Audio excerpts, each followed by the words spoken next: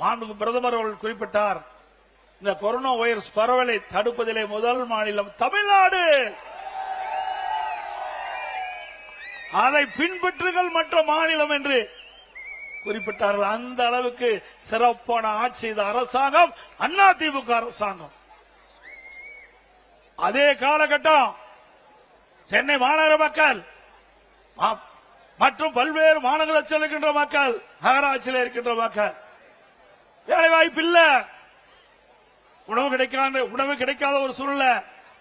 அரசாங்கத்துக்கு தெரிந்தவுடன் அனைத்து இந்திய அண்ணா திராவிட முன்னேற்ற கழக அரசு ஏழை மக்கள் பாதிக்க கூடாது, அவர்களுக்கு 3 வேளையும் சுட சுட உணவு கொடுக்க வேண்டும் என்ற அடிப்படையிலே அனைத்து அம்மா உணவகத்திலும் உணவுகள் தயாரிக்கப்பட்டு, சமூக நல கூட்டங்களிலே உணவு தயாரிக்கப்பட்டு ஒரு நாளைக்கு 7 லட்சம் பேர்களுக்கு உணவு வழங்கிய அரசாங்கம் அதிமுக அரசாங்கம்.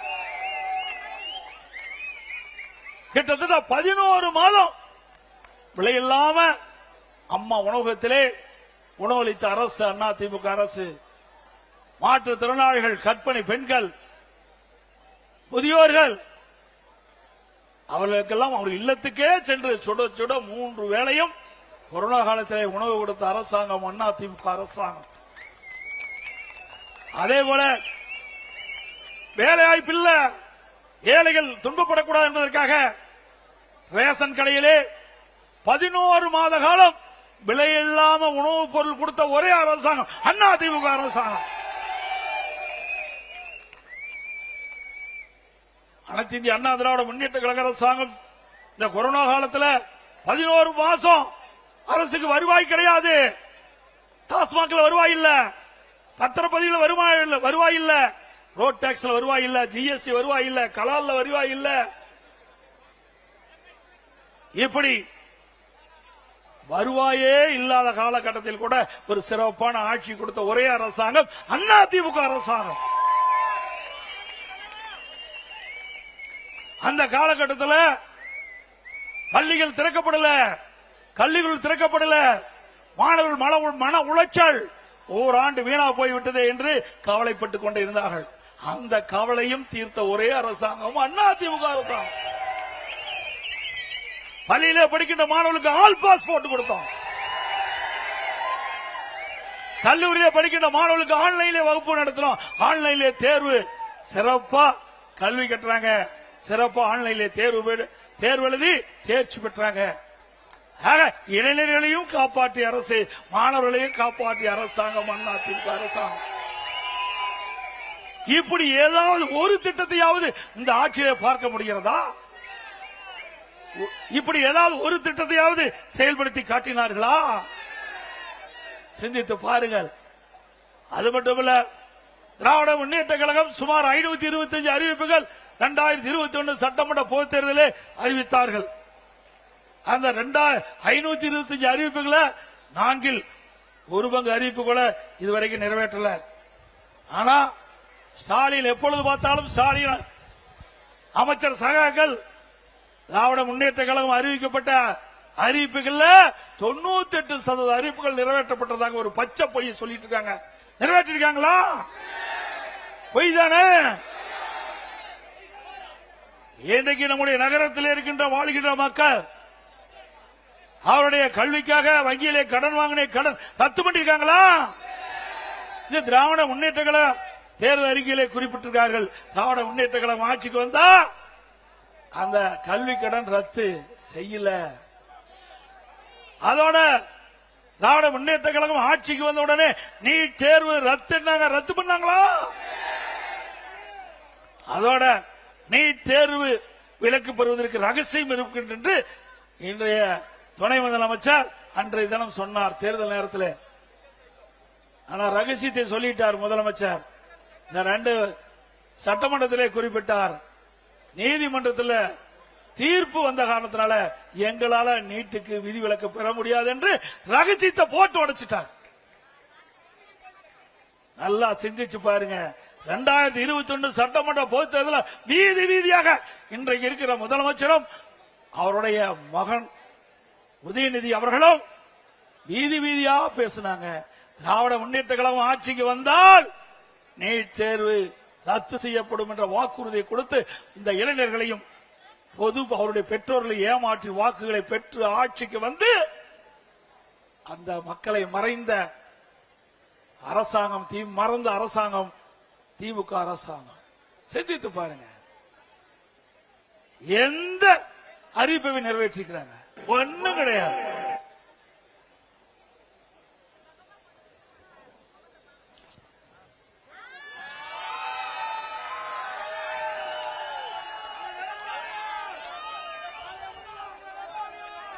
இன்றைக்கு இங்கே இருக்கின்ற மக்கள், நான் இந்த வீதியிலே வருகின்ற பொழுது பார்த்தேன், பெரும்பாலும் சாதாரண மக்கள். நான் கிராமத்திலே வாழ்ந்தவன், கிராமத்திலே பிறந்து வாழ்ந்தவன், ஏழைகளுடைய கஷ்டத்தை நன்கு உணர்ந்தவன், அவர்களோடு வாழ்ந்தவன், அவளுக்கு கஷ்ட நஷ்ட துன்பம் துயரம் வேதனைகளை பகிர்ந்து கொண்டவன். அந்த அடிப்படையில் எங்களுடைய ஆட்சி நடைபெற்றது. இன்றைய ஆட்சியாளர்கள் அப்படி அல்ல. செல்வர்களுக்குத்தான் இந்த ஆட்சியிலே முதலிடம் புகலிடம், ஏழைகளுக்கு இல்ல. அதிமுக ஆட்சிக்கு வரை ஏழைகளுக்காக திட்டங்களை போட்டோம். திமுக ஆட்சி குடும்பத்திற்காக திட்டங்களை போட்டுக் கொண்டிருக்கின்றார்கள். தேர்தல் நேரத்தில் கொடுக்கப்பட்ட வாக்குறுதி, திராவிட முன்னேற்ற கழகம் ஆட்சிக்கு வந்தால் சொத்து வரி உயர்த்த மாட்டோம் என்று வாக்குறுதி கொடுத்து அந்த வாக்குறுதியின் அடிப்படையிலே மக்களை ஏமாற்றி வாக்குகளை பெற்று ஆட்சிக்கு வந்த பிறகு சொத்து வரி உயர்த்திய ஒரே அரசாங்கம் திராவிட முன்னேற்ற கழக அரசாங்கம். இன்றைக்கு வீட்டு வரி 100% உயர்வு. இங்க இருக்கிற வீடு என்றால் 1000 ரூபாய்க்கு வரி செலுத்திக் கொண்டிருந்தால் இப்பொழுது 2000 ரூபாய் திமுக ஆட்சியிலே வரி செலுத்த வேண்டும். அதே போல இங்க இருக்கின்ற கடை அதிமுக ஆட்சியிலே இன்றைக்கு குறைந்த வரி செலுத்தப்பட்டது. ஆனால் திராவிட முன்னேற்ற கழக ஆட்சியிலே 180% வரியை உயர்த்திருக்கின்றார்கள். ஆண்டுக்கு 6% வீட்டு வரி உயர்வு, கடை வரி உயர்வு. இப்படிப்பட்ட கொடுங்கோல் ஆட்சி தேவையா? 100%, 150%, ஆண்டுக்கு 6% உயர்த்தப்பட்டு சொன்னால் அந்த மக்கள் எப்படி பிழைப்பார்கள்? அவர்கள் மீது, அவர்களுடைய தலை மீது இவ்வளவு பெரிய வரி சுமை சுமத்திய அரசாங்கம் அதிமுக அரசு. பிறகு மின்கட்டணம் இன்றைக்கு கடுமையாக உயர்த்தப்பட்டு விட்டார்கள். 52% மின் கட்டணத்தை உயர்த்தியார்கள். ஆண்டுக்கு 5% மின் கட்டண உயர்வு. எவ்வளவு மக்கள் தாக்கு பிடித்துக் கொண்டிருக்கிறார்கள். தேர்தல் நேரத்திலே கொடுக்கப்பட்ட வாக்குறுதியை அப்படியே அந்தர்பல்ட்டி அடித்து மக்களை வாட்டி வதைக்கின்ற அரசாங்கமாக இன்றைக்கு அதிமுக அரசு இருந்து கொண்டிருக்கின்றது. இன்றைக்கு சிறு குறு நடுத்தர தொழில்களை செய்ய முடியல. மின்கட்டண உயர்வு. இன்றைக்கு சென்னை மாநகர மக்களை பொறுத்த வரைக்கும் வீடு கட்ட வேண்டியதாலும் சரி, கடை கட்டுவதாலும் சரி, கட்ட வேண்டும் என்றாலும் சொல்லி அப்ரூவ் வாங்க வேண்டும். சென்னை மாநகராட்சியிலே அதற்கு கட்டிட அனுமதி பெற வேண்டும். அனைத்து இந்திய அண்ணா திராவிட முன்னேற்ற கழகம் ஆட்சி இருக்கின்ற பொழுது 1000 சதுரடிக்கு மாநகராட்சியில கழிவுநீர் கட்டமைப்பு உட்பட டெபாசிட் 37,500 கோடி கட்டலாம் போதும். ஆனால் திராவிட முன்னேற்ற கழக ஆட்சியில கிட்டத்தட்ட 1,08,000 கோடி டெபாசிட் கட்ட வேண்டும். அதாவது 132% இந்த கட்டிட அனுமதிக்காக இந்த அரசு வசூல் செய்கின்றது. இப்படிப்பட்ட அரசாங்கம் தேவையா?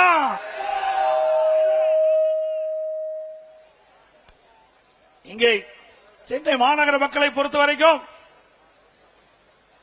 அன்றாட வேலைக்கு செல்லக்கூடியவர் பல பேர் இருக்கின்றார்கள். மாத சம்பளம் வாங்கிட்டவர் பல பேர் இருக்கின்றார்கள். பெரும்பாலும் அப்படித்தான் இந்த மாநகரத்திலே வாழ்ந்து கொண்டிருக்கின்ற மக்கள். ஆனால் இந்த ஆட்சி வந்த பிறகு விலைவாசி விண்ணை முட்டுகின்ற அளவுக்கு உயர்ந்து போய்விட்டது.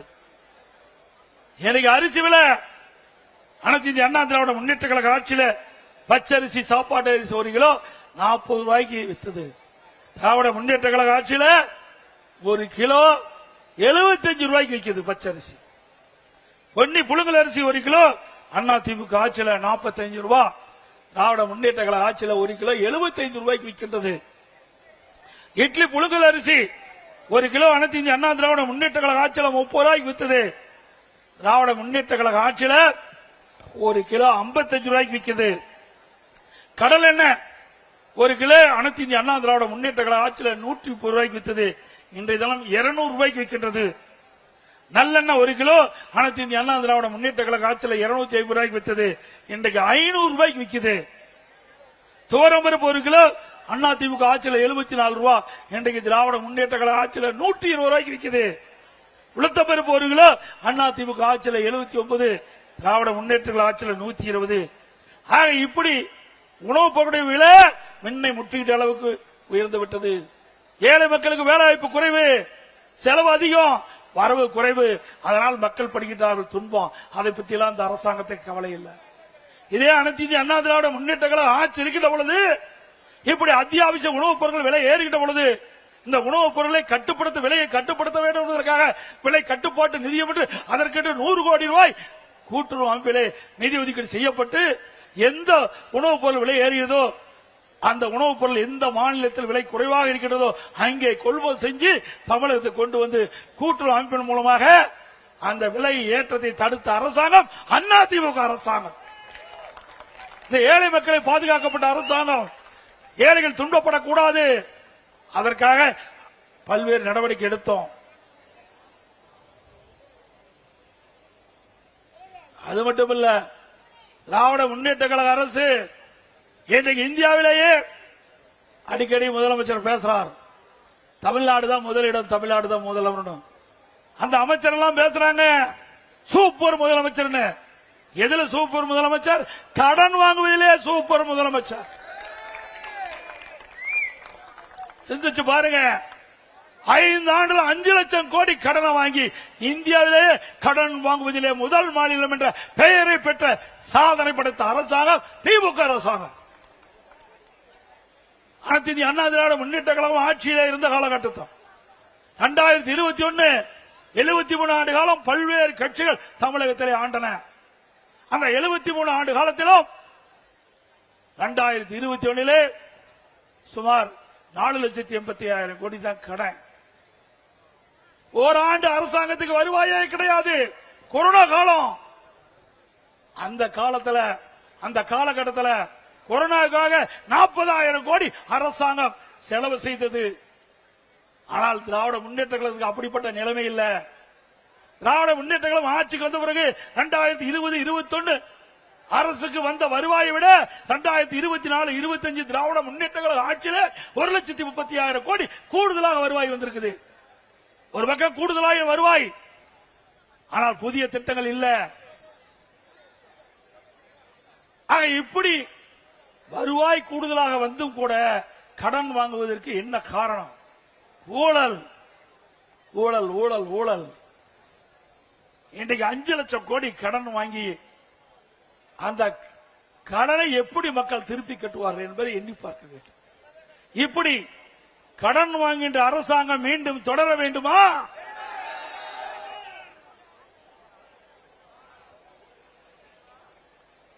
எவ்வளவோ பிரச்சனை நாட்டில் இருக்குது. அதையெல்லாம் திமுக முதலமைச்சருக்கும் கவலை இல்ல, துணை முதலமைச்சருக்கு கவலை இல்ல. கார் பந்தயம் அது வேணுங்களா? கார் பந்தயம் வேணுமா? என்னங்க கொடுமை. நாட்டு மக்கள் எவ்வளவு கஷ்டப்படுறாங்க, விலைவாசி உயர்வுல கஷ்டப்படுறாங்க. இன்றைக்கு முறையா தண்ணீர் கிடைக்கல, குடி தண்ணீர் கிடைக்கல என்று மக்கள் புலம்பிக் கொண்டிருக்கிறாங்க. ஆனா இன்றைக்கு துணை முதலமைச்சர் திரு உதயநிதி ஸ்டாலின் அவர்கள் நம்முடைய சென்னை மாநகரம் மத்திய பகுதியிலே பிரம்மாண்டமான கார் பந்தயத்தை நடத்துறார். பல 100 கோடியிலே கார் பந்தயம் நடத்துகின்ற அரசாங்கம் தொடர வேண்டுமா? யாருடைய பணம்? மக்களுடைய வரி பணம். பிறகு திரு ஸ்டாலின் அவர்கள் அவருடைய தந்தைக்கு ஞாபகார்த்தமா பேனா வைக்கிறார். நீங்க பேனா வைங்க, நாங்க வேண்டான்னு சொல்லல. அவருடைய திராவிட முன்னேற்ற கழகம் ட்ரஸ்ட் வச்சிருக்கிறாங்க. குடும்பத்தில் ஒரு ட்ரஸ்ட் வச்சிருக்கிறாங்க. 8000 கோடி இருக்குது. திராவிட முன்னேற்ற கழகம் அந்த திரு கருணாநிதி குடும்பத்திற்கு ட்ரஸ்ட்ல 8000 கோடி இருக்குது. அதுல பேனா வைங்க. யார் வேண்டாங்கிறா? மக்களுடைய வரி பணத்துல எழுதாத பேனாவை நடுக்கடல கொண்டு வைக்கிறாங்க. இது நியாயமா?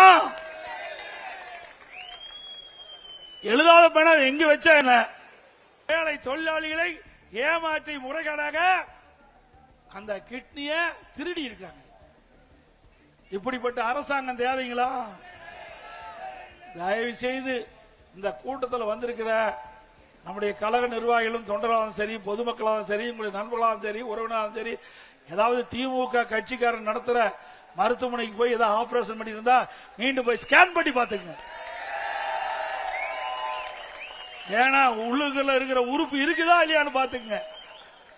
இது எதற்காக சொல்லிட்டு சொன்னால், நம்முடைய நாமக்கல் மட்டம் குமராபாளையத்தில் ஒரு பெண்மணி பணத்தை ஆசை காட்டி அதனுடைய கிட்னியை எடுப்பதற்காக அழைச்சிட்டு போய் கல்லீரல் எடுத்துட்டாங்க, கிட்னிக்கு பதிலா. அதனாலதான் நான் சொல்றேன், இது விளையாட்டுக்காக சொல்லிங்க. உண்மையாக திராவிட முன்னேற்ற கழக ஆட்சியில் இந்த சம்பவம் நடந்திருக்குது. ஆக ஒரு எம்எல்ஏ, ஆளுங்கட்சி எம்எல்ஏ, அவருடைய மருத்துவமனையில் இந்த கிட்னி முறைகேடு நடைபெற்றதா அரசாங்கத்துக்கு, இது திமுக அரசாங்கத்துக்கே புகார் வந்து திமுக அரசாங்கம் அதுக்கென்று ஒரு குழு அமைக்கப்பட்டு அந்த குழு போய் அந்த மருத்துவமனையில் ஆய்வு செஞ்சு முறைகேடு நடைபெற்றது உண்மை என்று கண்டுபிடித்த பிறகு அந்த மருத்துவமனை மீது இதுவரைக்கும் நடவடிக்கை எடுக்கல. மீண்டும் அனைத்து இந்திய அண்ணா திராவிட முன்னேற்ற கழகம் ஆட்சிக்கு வந்தா இந்த கிட்னி முறைகேட்டில் யாரெல்லாம் ஈடுபட்டார்களோ அவர்கள் மீதுதான் உரிய நடவடிக்கை எடுக்கப்படும்.